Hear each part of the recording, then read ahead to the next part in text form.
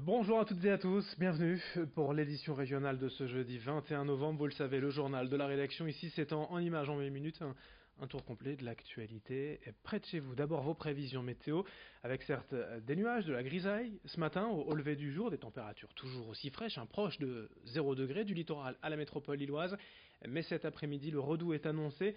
8 degrés pour les maximales à Boulogne ou à Lille, 7 degrés à Dunkerque et Calais, et surtout le retour du soleil. On espère bien vivre une après-midi plus agréable, plus ensoleillée, avec bien moins de nuages. On en reparlera bien sûr avec les prévisions météo après cette édition. À la une, tout d'abord, on va parler d'emploi avec une opportunité. Et tout au long de la journée, à Roubaix a lieu le FETEX, un salon d'emploi dédié au textile. Certes, l'industrie n'emploie plus autant qu'au début du XXe siècle dans la région, mais représente encore 400 entreprises et quelques 15 000 salariés. La 11e édition de ce forum emploi textile a lieu aujourd'hui à Lancette, à Roubaix. 8 écoles présentes, 21 entreprises. 150 offres d'emploi annoncées. Divers postes sont à pourvoir, ouvriers, ingénieurs ou stylistes en marketing, design ou commercial. Explication quant aux particularités de ce salon et de l'industrie textile au micro de Xavier Silly. La particularité cette année, c'est que nous avons pour moitié des entreprises de mode, de luxe, 2 entreprises de luxe qui sont présentes, et pour autre moitié des entreprises de textile technique. Et ça, on peut dire que c'est le renouveau des textiles finalement. Un certain nombre d'entreprises textiles sont devenues des entreprises de textile technique. Et donc le recrutement est fort dans cette entreprise, encore une fois sur tout type de qualification, mais elles sont présentes et elles ont des demandes bien spécifiques. Le forum de l'emploi FETEX tout au long de la journée jusqu'à 17h à Roubaix. Et évidemment, l'entrée est gratuite.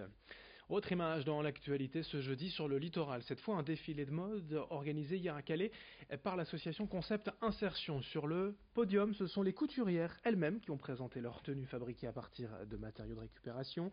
8 femmes bénéficiaires du RSA et surtout reconnues en situation de handicap, qui montrent ainsi qu'elles sont tout à fait capables de travailler. À l'initiative de ce défilé, il y a donc l'association Concept Insertion qui va ouvrir début décembre un atelier de couture avec ces femmes reconnues travailleurs handicapés.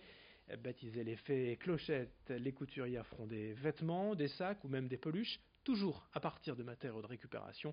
Explication au micro de Lolita Perron. L'atelier qui va démarrer au 1er décembre sont des femmes qui sont bénéficiaires du RSA, mais surtout qui ont une reconnaissance TH, travailleurs handicapés. Alors attention, c'est pas parce qu'elles ont cette reconnaissance qu'elles ne peuvent pas travailler, bien au contraire, elles veulent travailler, elles veulent faire des choses, et là c'est une chance pour elles de démarrer cet atelier pour faire de jolies choses. Autre image de 100 jeunes des lycées hôteliers et des centres de formation de la région ont réuni cette semaine à Lille à la Chambre des métiers et de l'artisanat des Hauts-de-France pour la 8e édition de la rencontre des chefs de demain. Un événement d'ordinaire organisé à Paris et délocalisé en région pour la première fois. Ces apprentis vont ainsi rencontrer durant 2 jours des acteurs de la gastronomie française à travers divers ateliers et diverses questions. Comment choisir le verre en fonction du vin? Comment associer bière et fromage? Comment cuisiner les légumes oubliés? Autant de thèmes que les apprentis vont découvrir avec des experts de la région afin de parfaire leurs expériences culinaires. Explication quant aux filières prisées aujourd'hui au micro d'Edil Gunay. Ça a beaucoup changé parce que d'une part aujourd'hui il y a des jeunes qui décident de faire ces métiers même s'ils sont bons élèves. Donc d'ailleurs dans certains établissements ça a largement rehaussé les niveaux même des CAP également.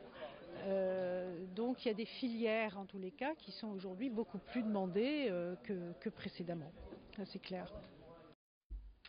Le portrait est du jour à Lys-les-Lannoy, un vétéran, Jean Vérel, toujours actif à 97 ans et toujours licencié au club de tennis de table.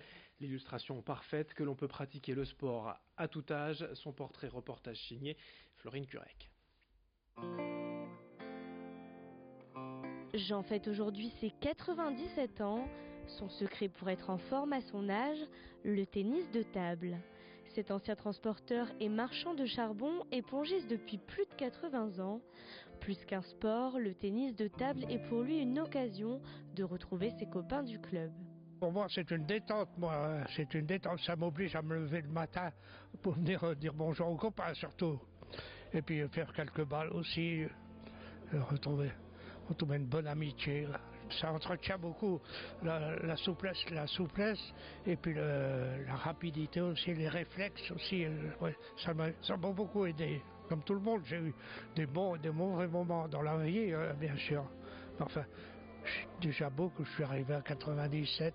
Je souhaitais à tous d'arriver aussi en 97, de pouvoir pratiquer aussi notre sport, enfin, se retrouver surtout entre copains. Ouais, ça fait du bien.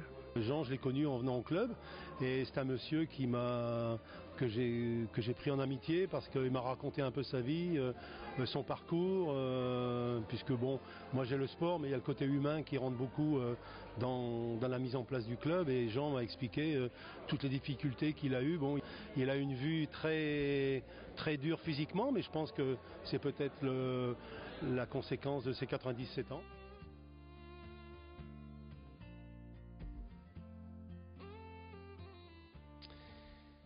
Un résultat à deux sports également en handball. La 10e journée de Ligue Lidl Star League hier et la victoire de l'USDK à domicile 24-19 face à Tremblay. Au classement Dunkerque est 7e du sport encore avec le tirage au sort du 8e tour de la Coupe de France. Hier d'abord pour les clubs de la métropole lilloise. Croix devra attendre encore ce week-end. Le match reporté entre Sainte-Geneviève et l'Entente Saint-Ouen-Saint-Gratien aura lieu ce samedi. Une belle affiche, un beau derby pour l'US Tourquenoise tout de même face à Valenciennes, club de Ligue 2. Pour les clubs du littoral, Dunkerque a hérité d'un tirage plutôt favorable avec le club de régional Reims-Sainte-Anne. Le stade Portellois et Grande-Sainte iront à l'extérieur à Senlis et à Saint-Quentin. Lens se déplacera à Dieppe, sans oublier que le LOSC, club de Ligue 1, entrera dans la compétition, je vous le rappelle, au tour prochain en 32e de finale. 27 éditions à suivre dans un instant, vos prévisions météo, d'autres infos en images jusqu'au prochain quart d'heure. On se retrouve pour une autre édition. Très bonne journée à toutes et à tous en notre compagnie bien évidemment.